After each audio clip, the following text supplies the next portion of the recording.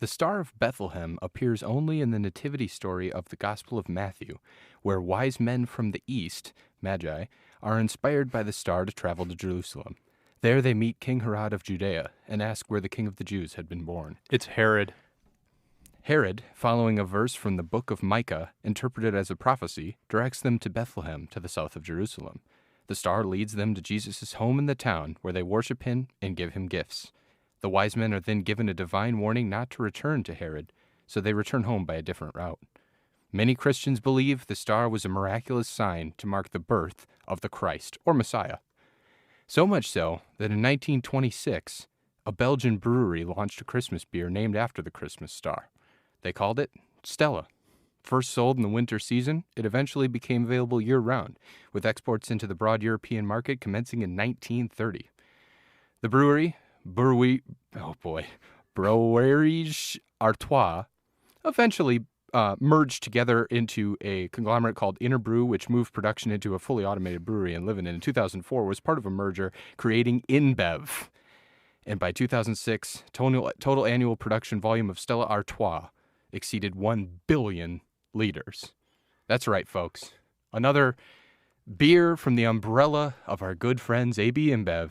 Today on the show, we're drinking Stella Artois.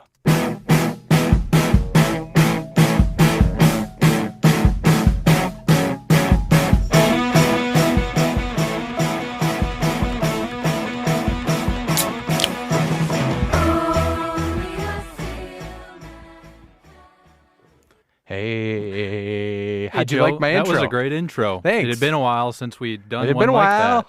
Yeah. Hey, it hasn't been a while since we've done that. Yeah, it hasn't. Let's pour. I forgot to pour. I'm sorry.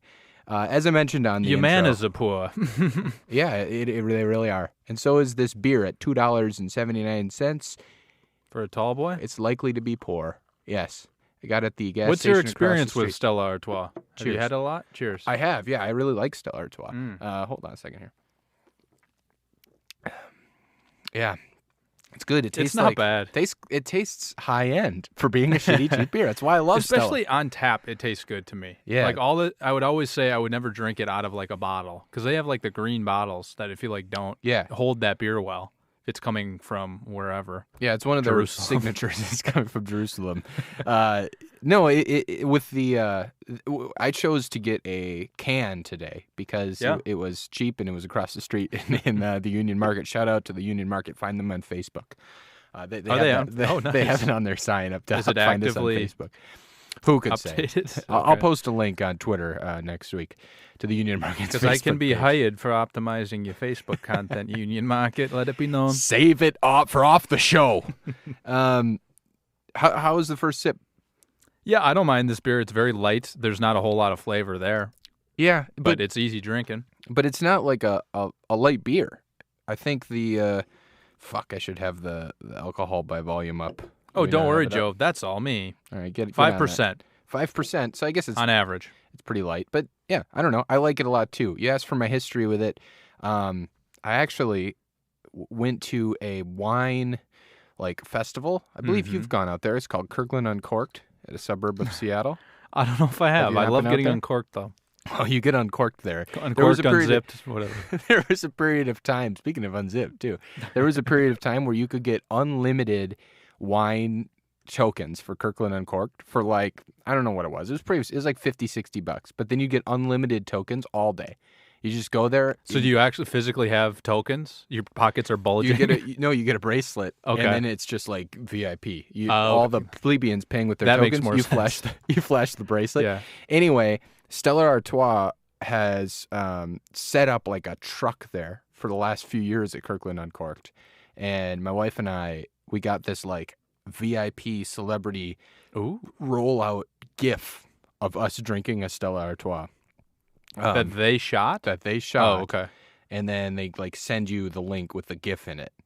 We'll put it on Instagram or something. Put it on the gram. That's cool. So I'm like an official kind of ambassador, no big deal, to Stella Artois. So you didn't even pay for this can. They gave you this. Yeah, it's all been on the house. Yeah. This whole podcast has been leading to this fucking moment, all right? Don't spoil it for me. 52 or whatever. Yeah. But the gold tip glass I got there as well. We have a couple of them. Right. Yeah. I used to have 2, and I broke both of them. Oh, no. They're very easy to break because they don't fit well in a cupboard or cabinet.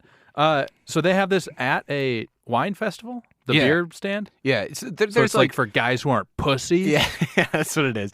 No, I think they're like the only beer presence there. So you're drinking wine all day. You might want to go pop in and do the corporate-sponsored tent for Stella, where you're like, I think you get a free glass of beer if you line makes up. Sense. And then they're like, hey, fill out this form and then take this gift. And if you do the whole thing, you get like a small glass of beer. The Stella at the wine festival is like the cheeseburger on the Mexican menu. It's for the one person who won't eat the normal good thing. Or the gyro at the bottom of a pizza menu. I don't know what you're talking about, Joe. My co-host moves to Seattle, and one of the first things he does, we go over to Romeo's Pizza. Shout out to Romeo's Pizza. R.I.P., right? R.I.P. Pizza. It's still there, actually, but it is going to be torn down soon to build a giant high-rise, I believe. We go to Romeo's Pizza, and Nick's he's scanning this thing, and they serve calzones and pizza, and he finds somehow, I'm shocking the waiter. The waiter's got to go ask the manager if they even still do this. Yeah. He finds gyros at the bottom corner of the menu. Get it in. We're all eating pizzas and stuff. Nick's kind of poking away at his gyro, and he's like, "This isn't very good.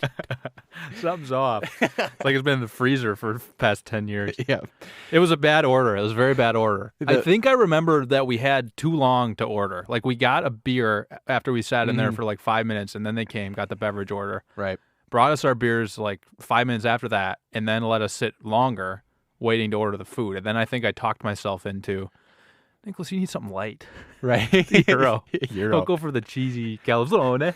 The waiter goes and asks his manager. Manager goes, Jesus Christ, no one's ordering that, are they? Look, I'll look, but I can't make any guarantees. Oh, you okay? What just happened? I don't know. There's like plastic. It might be from the cup we're drinking out of. I think it probably is. The cheap cup. Hey. Cheap cup made me infertile in high school. Hey, now here he is. He's back again, folks. You have a really nice shirt on right now. Is there any particular reason you have a nice shirt on? It looks like you're going for an interview. I bought it recently, and I wanted to try it out. Try it out. I like it. It feels nice. Thanks, Joe. I like the color. Thank you. It's got marsala color. The masala. Masala. I want to eat it. You know what marsala goes well with? It goes well with a gold-plated finish. I don't know, doesn't it? Like Marsala and gold, that's a color combination. I like Stella Artois. That's what I'm trying to say. God damn it. You brought up the glasses. Before the show, I was like, what the fuck are we going to talk about with Stella Artois? And you said something about Matt Damon in the glasses. I'm not that familiar with this program. So it's kind of a big ad campaign. They do it during big sporting events and other things. It's like you can buy a commemorative Stella glass. Right. And then the money from that, after expenses are paid, of course, and Matt Damon's Matt sponsorship gets his cut. Then they donate the money to like getting clean water for people in remote areas of the world or third world areas. Oh, okay. And it says like one glass equals 5 years of gold. And if you go to water.org. Water.org. Yeah, that's the website. Water.org. Yeah, it's water.org. One limited edition chalice equals 5 years of clean water. Help end the global water crisis. I don't see Matt Damon anywhere on water.org. Oh, no, I do. He's you there, scroll down long enough. Our founders, Matt Damon and Gary White. They made this while on the set of We Bought a Zoo. That's what it looks like. I would have believed that. This is the same. No, yeah, it's not. But it's like the same background. He's got the same ball cap, I think. I feel like he wears a ball cap. Yeah, there was a Super Bowl commercial. That's what I'm remembering. Okay. And yeah, in the commercials, they say like some people like have to walk 5 miles a day to get clean water or something like that, which is insane. So yeah, that is. It's a great cause. Good. And for you Stella. walk across the street to get beer. Yeah, Kenya, how privileged we are. And so if you buy one of these glasses, then that's it. You just order the glass like online or what? You go online. You go to water.org. Buy a chalice. You find water on the internet. Some people got to walk 5 miles for water. You can just go on the internet and you got water. The listeners heard. Buy a chalice is a button on their website, and it doesn't click anywhere, so it's a broken link. So unfortunately, I can't do my part. Well, I'm on water.org. You can buy an India chalice, a Philippines chalice, or a Mexico chalice. Or a chalice. How much are they? I think they're like 50. Oh, it redirects you to Amazon. $13. That's not bad. It's not bad at all. Maybe and we'll 33 for a 3 set. Maybe I'll get some gifts going, and we'll replace some of those shattered chalices that you've had in the past. Yeah, get me some gifts. It's like that movie, A Silent Place. You shattered your chalice. Isn't that? It's a big part of that movie. I just saw that movie. And when does someone drop a glass? Emily Blunt's character is when walking she's going down the downstairs. stairs. Okay. And she drops Yeah. her frame, and then the big monster. So, Right, spoiler it's alert. not a glass. I apologize. Spoiler alert. Yeah, I guess. Jesus. Frame came to me after I was saying, I thought it was a glass until I said it out loud. It is a picture frame, yeah. I guess. Yeah. Do you want to talk about it? Is there going to be a spoiler? Well, I don't want to spoil anything. I you guess got a qualm. I like them. You like the movie? I liked it. I told you it's theaters. good horror thriller, like good theater experience. Fast-paced. 95 minutes long. That's nothing better than that. God. You get your fucking point across and get my ass out of the Yeah, theaters. yeah. Don't waste time with stuff. And when I'm done with that bucket of popcorn during the previews, I don't want to sit there for much longer. Yeah. If I'm not going to go out and get my refill. The popcorn thing, though, we talked about this before. Mm-hmm. Like, the movie is mostly silent. There's very little score or dialogue. Yes. And so you will hear people munching away on that popcorn. You have to listen to everyone around you. Yes. That's the one problem. Did you have any of that in your I had some of that, experience? but I did want to touch on one problem I had with the film itself. This isn't any spoilers. Gripe and Joe. It's Gripe and Joe. This week's edition, A Silent Pace, directed by John Krasinski. Here's my one shining gripe. There's a scene, and this isn't a spoiler, it's just like a minor plot device, in the middle of this movie where Emily Blunt's walking upstairs and she's holding a bag of stuff, and her bag gets caught on a nail, and it pulls the nail up, and then the nail is kind of there for like a plot device. And again, it's not really a spoiler. My whole gripe is the nail is up, pointy side So up. it was hit through the bottom of the stairs. So somebody hit the nail through the bottom of the stairs. A little bit of the point was exposed, and somehow her bag got caught, pulled the rest of the point up through the stairs, and was so permanently there that like you could it's dangerous. You could step on it or something. I get it. It's a nitpicky thing. It's not much. I love the movie. I'm not shitting on the movie at all. I thought it was a really good movie. But that it was almost nonsensical. I watched it. I was like, I must have missed something. That's not what they meant. And then I kind of continued to watch it, and that's what they meant. It's just so strange because that movie was really delicate, really well shot. Like the plot was a bullet train, 95 minutes, like you said. Mm-hmm. But then they just have this almost nonsensical element in the middle of it. Well, how else are you going to do it if you want to accomplish that? Like, would you rather have them put like a Hot Wheels car on Sure. a stair? Yeah, exactly. And I think, and again, There's no enough spoilers. kids shaming in that movie about There is. around toys. They're not going to do that twice. Yeah. No, this isn't a spoiler, but really the plot device was we need somebody to call out. Ow! Yes. There are 8,000 ways you can get somebody to call out rather Would than... any of them been that painful, though? I think that's what they wanted, is like something super painful. But yes. where we're like cringing in our seats as we'd like... And I get it. I just don't... If it happened. I just don't understand how that possibly could have... Yes. It's almost... It doesn't even make any... I'm not Neil deGrasse Tyson where I'm like, technically this wouldn't be possible. You're a little bit being Neil I guess deGrasse a little Tyson. bit, but like... I guess I'd have so to look back. Egregiously Yes. doesn't make any sense that it like threw me off in what otherwise was a movie that I thoroughly enjoyed. Again, I still love the movie. Go see the movie. It's great. Yes. This isn't really a genuine spoiler. It's just a small thing. But when you see it, folks out there, Cold Cans Nation, tweet us and let me know if it totally threw you off. Hashtag nail biter. Nailgate. Come on. You can do it, Nick. Is this for people who agree with you? They agree with me. Their hashtag... Nail fail. Hashtag nail fail. I knew you could do it. Well done. Congratulations. Thanks, Joe. Anyway, that's my only gripe. We could... I would have to look back if the stairs were overall like roughly constructed. They're not. That's they're what I know. I pieces didn't remember of- it being of that way. 2x4. I just remembered the one nail. And then And the it's like somehow straight burlap up. bag. Yeah, Yes. burlap bag somehow Took a bends nail, it. pulled it straight Yes. up through the stair. Yeah, well, yeah, like you said, in theory it was bent over on the top of the stair. And then somehow the thread caught it and pulled it up. Pulled it all the way up, Right, straight up and down. Straight up. such that it wouldn't even be loose. Okay, that's a little better, but I wasn't. But again, like if Very if strange. there weren't more nails like that on the stairs, then it's a little bit Yeah. unbelievable. But whatever. It's Also, it was pounded up from the bottom. Then whatever. It's a well, minor yeah. I nitpick. guess if you're attaching the like base of the stair to the like right, planks, you're underneath. Oh, you flipped it over. So if you if you're like hit a nail, or I don't know. Maybe there's some symbolism in it. It's just it was all Emily Blunt's fault. The entire. Oh, okay. Whoa! I didn't get that out of that movie. For her being pregnant. Come on. That's what you were insinuating. Maybe. That's fun though. Apologies. That no was a real good- spoilers there, and that was my one shining gripe. Joe's gripes. Joe's gripe groove. But That's the going to be gripe the new. grove. The grape. the grape groove. Groove. I see what you're saying. Yeah, I'm getting yeah, in my the grape groove. Yeah. Well, I That's got the one new more segment. You want to hear another gripe? This is not about the movie Give itself. me the but gripe. It's more meta. I walk into the movie theater. I sent you a picture of this. Oh yeah. And it gets to your popcorn point about like it's almost a silent film, so you can hear every single fucking movement around you. It's kind of a nightmare for me in a movie theater to have that. I hate that. My point is, I get into the movie theater, and downtown Seattle has renovated their Regal Cinemas. Big shout out to Regal Cinemas.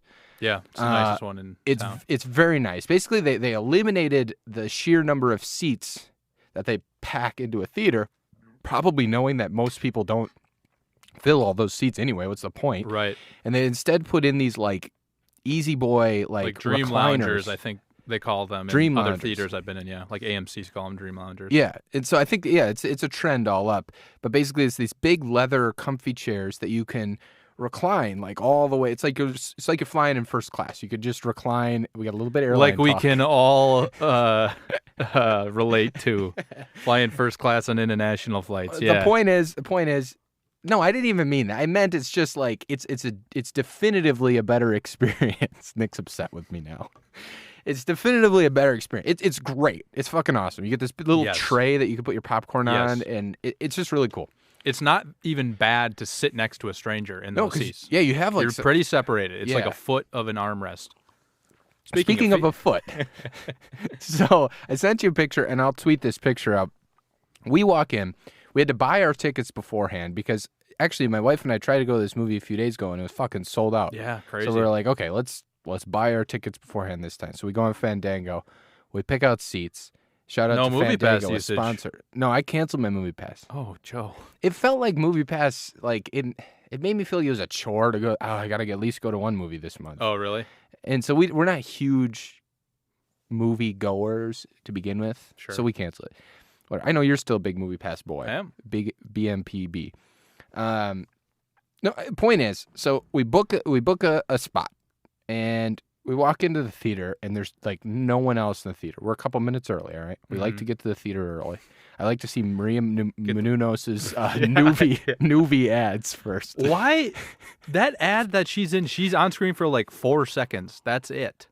And in those 4 seconds, she pitches like, "Follow me at Maria Menounos Yeah. and get my free newsletter." I And never then- understood that. And then she's like, "Oh yeah, and this is Nuvi," and then the ad ends. Anyway, so we go in, and we're early. There's no one else in there. Maybe like one head, like way up in the front. yeah. And because we reserved seats, we had to go to the ones we reserved. Right next to one. They were one seat over next to us. Are two people, this older couple there, and the older guy is already all the way reclined in his seat, and he has no shoes and no socks on. He's got his little bare feetsies out there. Oh. And I walk in, and I'm immediately repulsed. And my wife knows how much. I almost, just in general, going to the movies is a nightmare for me because I fucking hate the public. And You've told us. and I walk in, and I'm like, no fucking way. And his little feetsies are out, and he's like, moving them, Rubbing them. And Old guys always rub their feet together yes, to so scratch them because they're dry. It's They got horrible. bunions. But don't pull your bunions out in the movie theater, for God's sakes. Regal gave us too much power with these Dreamliners, and we're abusing them. The public abuses comfort. It's why you can't. The old saying, That's can't kinda have nice true, yeah. things. Like, you can't. Yeah. Anyway, so we go in. Whatever. He's in my periphery. Does Hey, that- I Dreamline myself, and then I'm Lounge. okay. I dream lounge, whatever. And I'm okay. So, whatever. The opium of the masses, the dream lounger. And so my last point, my last minor gripe here, I know we've been doing it for a while, is that you're going to think I'm making this up. I told you this before, so I didn't reveal what it was. Yeah, I'm anxious. Guy with his feet out, maybe 15 minutes into the movie, maybe not even, maybe 10 minutes into the movie, starts snoring. Oh, no. He's asleep. We are in a otherwise deserted and not deserted, but totally quiet theater. And this guy's 3 chairs, 3 Dreamliners to my right, and he's Oh, no. And luckily, it only went on for maybe 20 to 30 seconds. I looked at my wife and I went, "Are you fucking kidding me?" Like, mouth that to her. And she's like, oh, like she's dealing with me being a lunatic. Yeah. God bless her soul. And the wife luckily wakes him up like, "You come on." You gotta. And I think I heard it like once or twice else, but like she was quick on the draw later of like waking him up. So he was basically paid $22 to go to bed, take a nap. To pay $22 to pay $10 for a medium popcorn, then to take a nap. Yeah. But that brings up an interesting point for the movie. Yeah. Which they never addressed. Snoring. Oh, sure. In theory, that would have been a big noisemaker. It's a great call. The movie had, and I'm okay with this. Again, I'm not dealing with course, but it had some logical problems. Of course. The nail wasn't the only one. Of course. Farting. Yeah, there's a lot of things, but like quick little noises, like quick little farts aren't going to do anything. Right. I'm guessing those movie stars, they don't have big rip-roaring farts. Right. Yeah, because they were movie stars. And the characters themselves John are movie Krasinski's stars. a healthy man. Emily Blunt's a healthy woman. She is. Those kids, though? Who knows about those kids? Anyway, you had your own experience. You were telling me about this film. Okay, no more on A Quiet Place. Yeah, I know. It wasn't really the belabored. We can move on. Quiet Place. I want to go back to Stella a little bit. I want to go back to like the flavor profile. Give me Stella. the flavor profile. Well, I don't really have one that I'm reading. I just think, I think this is our first Belgian beer that we've done. I'm trying to think in the back of my mind. Like brewed in Belgium? You Yeah, mean? I mean, Okay. Eyinger wasn't a Belgian beer. I know this is mass market bullshit Belgian beer, but Eyinger, was Eyinger Belgian? Is it German? I don't fucking know. Who cares? We haven't done many Belgian beers, and universally, when I get like a nice beer, and if I'm aware of where it's from, Belgian beers are always fantastic. I mean, they're the best beer makers in the world. Right, yeah. Yeah, I went to that Belgian Beer Festival with our mutual friend Eric recently, and that was just like great beer. All the local breweries like brought their 2 or 3 Belgian beers and had them on tap. They're always very strong. They're strong, yeah. Yeah. But the flavor is like, it's never overwhelming. It's not like what we're doing with like the IPA revolution here in the U.S. We're just soaking hops for everybody. So you get nothing but hop flavor. Belgian beers aren't overly hoppy that I've seen. And even their mass market bullshit beer like this Stella, it's just really tasty. Yeah, it goes down well. It goes down really well, but it has enough flavor. It's not just bland. We're not going to get into Sippability, Sessionability yet, or maybe we will. I say it's high on both. I'd sip this thing, and it's very sessionable. Yeah, I would agree with that. You could order 2 or 3 over the course of a dinner, or like drink them all night if you're feeling a little bit fancy. Exactly. Got your gold-plated panties on. Very drink some good beer. A lot of utility on this. Speaking of gold-plated panties, all this talk about gold brings us to Parable or Terrible. Hey, now. Hey, you got me thinking about gold. Now I'm thinking about when my next payday is. Hey, you son of a bitch. I got a payday king-size peanut caramel bar. Ooh, the king size. So it's nearly expired because this is again from at Union Deli. Shout out to Union Deli, where everything is about a month away from being expired. I'm gonna rip off a half a slump. Let me there take for the you. half you touched. Well, I touched this half Joe. too. What am I gonna? Oh, I guess I could have given you the one in the wrapper. Yeah, you could have. Okay. Hey, Cheers. cheers. All right, you go, and then I'll talk, Right. and you're going to chew. These are, I was worried that the expiration nearness was going to have these like be rock hard, chip a tooth biting into them. But they don't look too bad. I've How been are into they? this, and I'm rock hard. Oh, no. He's uncorked, folks. Corkland uncorked. All right, go ahead. Okay. So, my combo. I think we're running out of beer here. Yeah, we have none. We have none to pair. I got just a tiny little sip, so I'm taking a bite. Payday, for those of you who don't know, salted peanuts covering a big old log of caramel in the middle. And I think this one's pretty obvious. To me, very, very parable. It's like classic bar snack fare, having these salty peanuts. Yeah, right. Exactly. What do you think? I agree. Is it like just caramel in the middle, or is it like a caramel peanut butter mixture? It might just taste like peanut butter because of the peanuts on it, but no, it's good. And it's like nougaty, like caramel. Mm-hmm. It's very good. Again, so, I had like a half tablespoon of beer to pair it with. We sucked this thing down. It was good. All right. So, in a nutshell, in a peanut shell, very parable. Nom, nom, nom, nom, nom. All right. Crunch, crunch, crunch, crunch, crunch. I love to go movies and eat it there very loudly. Have you ever got like a hot dog at a movie? No, that's insane to me. And it's been movie theater fare for forever. How long? Yeah. They're selling nacho cheese, pretzels, hot dogs. The Regal has pizza, so you can get slices of. Oh, no. Also, another thing I've noticed with movie theaters is they're trying, because they're struggling. Movie Pass is one way to get people in their asses into the seats, and their socks off, and they're ready to watch. But another way is AMC. I know as a brand. Yeah, this is a movie talk episode. AMC is, hey, when I think about gold, I think about the stars. I think about the stars are out to play. The stars come out to play. The Stella are stars. The Christmas stars, the stars of Bethlehem come out to play. No, so AMC has like a bar in it. So it's not a theater that serves like alcohol that you can bring in and watch, 21 plus type theater. It's a area 10 feet by 10 feet or so. Right. Where you can walk into, you can't exit, and like hang out and drink alcohol. And get a cocktail, yeah. Did we talk about this on the show before? I don't think so. I don't think so.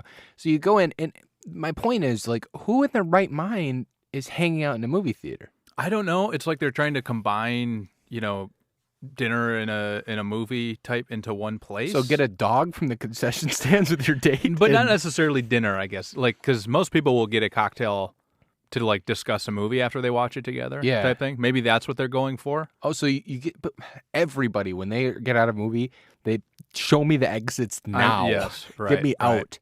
I think I actually was griping about this to my wife again and again. God bless her soul. And is Gold Cans just a reworking of all the arguments that you like? It's my workshop with Devin, and then you bring them here. No, well, this one just kind of came up. Look, hey, it just came up. Put his notebook away.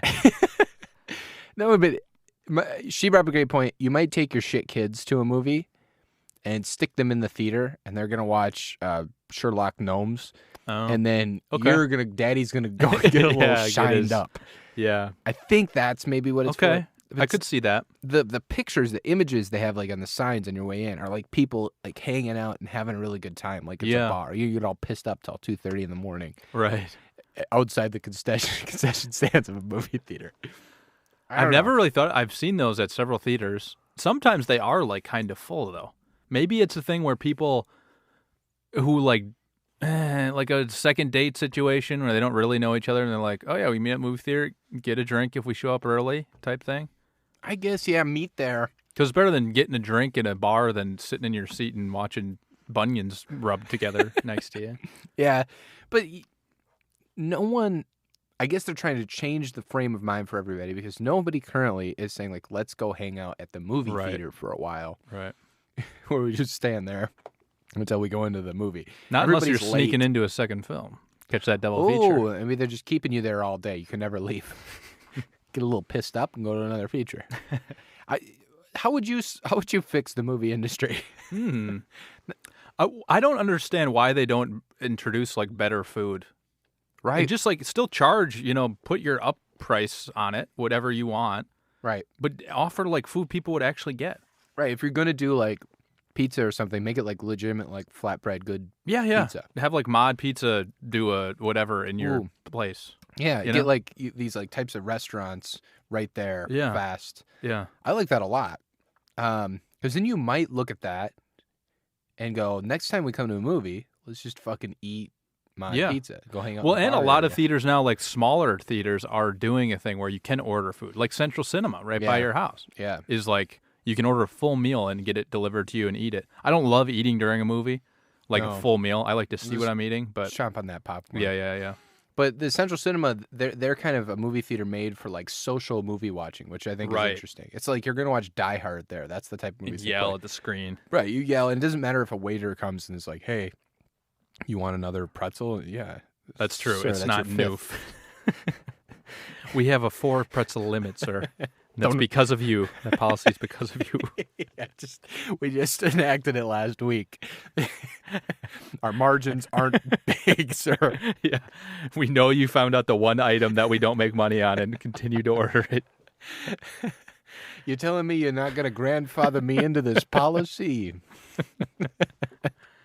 All right. Let's see the beer advocate score. Yeah, on let's this talk. thing, Let's huh? go back to Stella. I fucking love Stella. Okay. All right. Go ahead. Okay. Beer advocate it. 3.09 out of 5, which translates to okay. Okay. Yeah, it is. Isn't it surprising? Like this beer shouldn't be good. It's right there. Right. With, The fact that it is from Belgium. right. It's right in our Imported lager. deplorables range, Yeah. but it's not. It's the Belgian nature. In of some it. of the reviews on Beer Advocate, some people mention a thing called the Euro Skunk, oh, which I think would be because it's like imported and like there's so much opportunity for it to go bad. especially in that bottle, the green bottle we talked about. And I've before. definitely had that from Stella Artois before. This one tasted good, actually, in a can. So maybe And on tap, it's very good. it seems Stella seems like a beer you're supposed to be drinking out of the bottle because of the like foil they put on the top. It makes it look really classy. Right. But out of a can, yeah, very well done. Mm-hmm. Since 1366, they've been brewing this beer. So again, the history there, and then of course, I'm sure the founders in 1366 were hoping that one day AB InBev would Snatch purchase it up, this. yeah. But actually, again, I talked about this briefly at the top of the show. Interbrew was the thing that like I'm not going to try to say the name of that brewery that originally was Belgium. Originally was brewing this, but Interbrew was the thing that like grabbed this up Mm-hmm.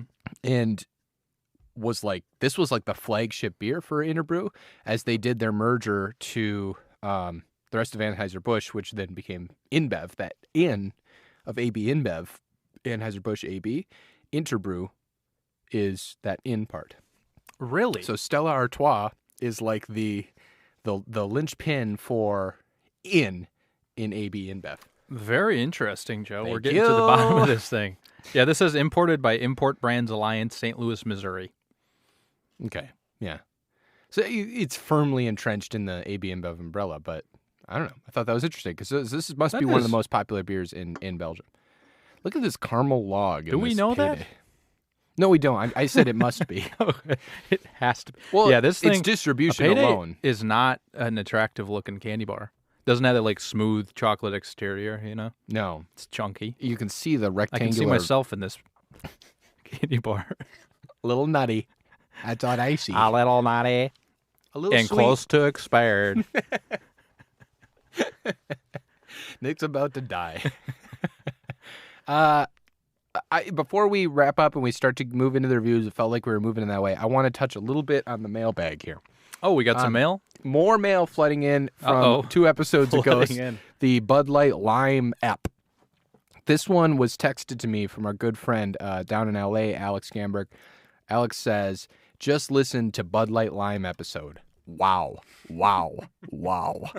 Bravo. Concept, 10. Execution, 10. Lack of cold cans, assless chaps wrapped around my thighs, 0. Nice. So one fan we have. No. Well, we a couple super fans that Yeah, are. Superfan Kelsey likes it. On the flip side, I will say from personal conversations, part of the mailbag, my wife hated it. Thought it was trash. Yeah. So, I thought it was going to be trash until I listened to it with an open mind. Maybe some other people should try that. let's lambast our listeners. We're Hey, not liking our jackass stuff. Yeah, well, you know what? Hashtag nail fail. There's plenty of jackass stuff in everything we watch. That's right. These days. That's right. All right, let's move to the reviews. Stella Artois. So again, just to recap very briefly indeed, about our beer tiers. Cream of the crop, wild card, mild card, deplorables, Russian radioactive. Intuitively, this feels like it should be in the deplorables bunch, but I'm looking at those. Seeping up into mild. It is. Like, Deplorables ranges from the top 3 of Bud Light Lime, Guinness Draft Stout, and Pabst Blue Ribbon, all the way down to the bottom 3 of Molson Canadian, Milwaukee's Best Premium, and Olympia. This is better than Bud Light Lime. Oh my God, Bud Light Lime was ahead of Guinness. We're gonna have to do another re-rank. Bud Light Lime's not better than Guinness. Maybe I wrote it wrong. Well, that Guinness we had was bad. I guess. I'm sorry to an entire country for putting Bud well, Light yeah, it's a Lime little ahead of ridiculous. Guinness. I think it was because we had the light Guinness. We didn't have the like double draft or whatever. Yeah. The double stout. Oh, whatever. We'll get to that later. This is near here. Bud Light Lime's refreshing. It is I refreshing. genuinely think it is. But I think this is better than PBR, Guinness, and Bud Light Lime. What do you think? Yeah, I would say that. I'm comfortable putting it in mild. Mild. So then there's the line, which is the Deplorables line. And above that is Eyinger Brow Ice, and then going up is Heineken and Melvin Killer Bees. So we have some precedent to slot a mass market beer like Heineken in the mild card range. Yes. But I like the Melvin Killer Bees, Tecate, Modelo Especial. This is better than all those, is it not? Grain Belt, continuing to go up. It's more sessionable than Grain Belt. Tipsy Toboggan, Sierra Nevada Torpedo Extra IPA. I like this better than that. Blatz. Blue Moon. I don't know if it can eclipse Blatz. Blatz, Blue Moon, Hugarden, Winter Baba Black. Why isn't Blatz higher? Maybe. How did we miss that again on the re-rankings? I think we were a little pickled up by the time Blatz came. Okay. And we forgot that we wanted to bring it higher. Anyway, I like this better than you went to Black Lager. Me too. So now we've exited mild carts and we're going wild, baby. Hey. All I'll say is there's a little siren echoing throughout the back of my skull, the back of my dome. Ugly Pug, Crikey IPA, Alaskan Amber. This is better than Alaskan Amber, is it? It's right there, I guess. Great Lakes Christmas Ale, Sam Adams Boston Lager, Fremont Parkland Pils, last week's episode. Line & Cookhouse Original, Rainier, Session. I think now doesn't this feel like more? It does, Joe. Where do you have it? Fat Tire, Keep Longboard talking Lager. to me. Oh my God! I feel it going. Swivelhead Red, IRA. We're at number 10 now. No, it's not up there. Really? Okay. So we've hit the wall. No, it's got to be like. I have an idea, but I want you to go first. So I would put it at 18 above Alaskan Amber. Okay, I had it a little Great Lakes higher. Christmas Ale. Okay, where do you have it? I was going to put it at 15 behind Rainier, above Line & Kugel's Original. So we are 4 spots off. Okay. I have no context for Great Lakes Christmas Ale. I feel pretty it's just strongly. A nice, strong winter warmer. Yeah, very different context than right. This. But one thing that we both value very much is value. That's true. And subjectivity. And I like this better than Alaskan Amber and Sam Adams Boston Lager. I don't think I like it better than Fremont Parkland Pils. And I could be actually playing Google's originally there. So I guess maybe I'm at 17. I'm comfortable with that. Because, I wouldn't put it above Parkland Pils that we just had.